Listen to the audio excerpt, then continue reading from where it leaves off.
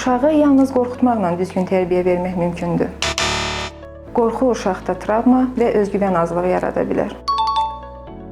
Övladım hələ körpədir. Onunla danışmağa ehtiyac yoxdur. Uşaqla körpəlikdən danışmaq nitq və zehni inkişafını sürətləndirir.